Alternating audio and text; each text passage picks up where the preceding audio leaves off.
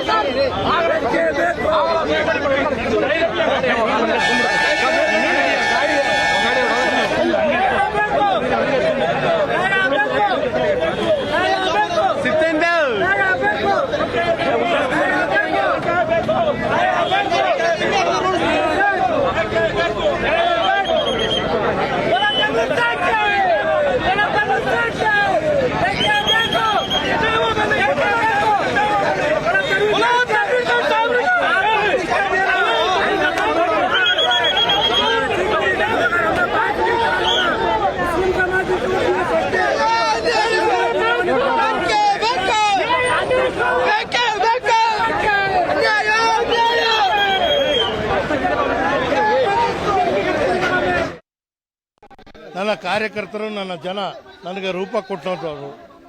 ಈಗ ಅವರ ಆಕ್ರೋಶ ಮತ್ತು ಅವರ ಜೀವನ ತ್ಯಜಿಸಲು ಮುಂದಾಗ್ತಾ ಇರುವಂಥದ್ದು, ವಿಷ ಕೊಡದಿರುವಂಥದ್ದು ನೋಡಿದಾಗ ಇದು ಯಾವುದೇ ರೀತಿಯಲ್ಲೂ ನಾನು ಒಪ್ಪುವಂಥದ್ದಲ್ಲ. ನಾನು ನನ್ನ ಕಾರ್ಯಕರ್ತರಲ್ಲಿ ಮನವಿ ಮಾಡ್ಕೊತೇನೆ, ನಿಮ್ಮ ಮಾತು ಸದಾ ಕೇಳ್ಕೊಂಡ್ಬಂದಿದ್ದೀನಿ. ಈಗಲೂ ಮುಕ್ತವಾದಂಥ ಅವಕಾಶ ಕೊಡ್ತೀನಿ, ಚರ್ಚೆ ಮಾಡಿ ನಿರ್ಧಾರ ತಗೊಳ್ಳೋಣ. ಹಾಗಾಗಿ ಇದು ಅವ್ರಿಗೆ ನಾನು ಮೀರಿ ನಡೆಯುವಂಥದ್ದಲ್ಲ. ಅವರೇ ನನ್ನ ಶಕ್ತಿ, ಅವರೇ ನನ್ನ ಆಸ್ತಿ. ಅವನ್ನ ಕಳ್ಕೊಳಕ್ಕೆ ನಾನು ತಯಾರಿಲ್ಲ. ಅದ ಅವರು ಏನು ಹೇಳ್ತಾರೆ ಅದಕ್ಕೆ ನಾನು ಸಿದ್ಧ. ಅದಾಮೇಲೆ ನಾನೇ ಹೇಳ್ತಲ್ವಾ, ನಾನು ನಂಬಿದ್ದಕ್ಕೆ ನಾನು ಮೋಸ ಹೋಗಿದ್ದೀನಿ. ಅದಾಮೇಲೆ ಮಾತಾಡ್ತೀನಿ, ವಿಶ್ಲೇಷಣೆ ಮಾಡಿ ಮಾತಾಡ್ತೀನಿ. ನಾನು ಆಮೇಲೆ ವಿಶ್ಲೇಷಣವಾಗಿ ಮಾತಾಡ್ತೀನಿ. ಈಗ ನನ್ನ ಕಾರ್ಯಕರ್ತರನ್ನ ನಿಭಾಯಿಸುವಂಥದ್ದು ನನ್ನ ಕರ್ತ ನಾನು ಮಾಡ್ತೀನಿ. ನಾನು ಅಲ್ಲಿ ಹೋಗ್ತಾ ಇದ್ದಪ್ಪ. ಈಗ ನಾನು ಬಿಟ್ಟರೆ ನಾನು ಹೋಗ್ಬೋದು. ದಯವಿಟ್ಟು ನನಗೆ ಕ್ಷಮಿಸಿ. ನಾನೀಗ ಸ್ವಲ್ಪ ನನ್ನ ಕಾರ್ಯಕರ್ತ ಏನಾಗಿದೆ ಹೋಗಿ ನೋಡೋಕ್ಕಾದ್ರೂ ಹೋಗ್ತೀನಿ. ಏನಪ್ಪ ಎಲ್ಲರಿಗೂ ತಡಿತೀನಿ ಅಂತಂದೆ, ಯಾವುದು ನಡಿಬಾರ್ದು. ನಾನು ಕೈ ಮುಗಿ ಕೇಳ್ಕೊತೀನಿ. ಅವರ ಜೊತೆ ನಾನಿದ್ದೀನಿ, ನನ್ನ ಜೊತೆ ಅವರಿದ್ದಾರೆ. ಅದೇ ನನ್ನ ಶಕ್ತಿ. ಅದನ್ನು ಕೈ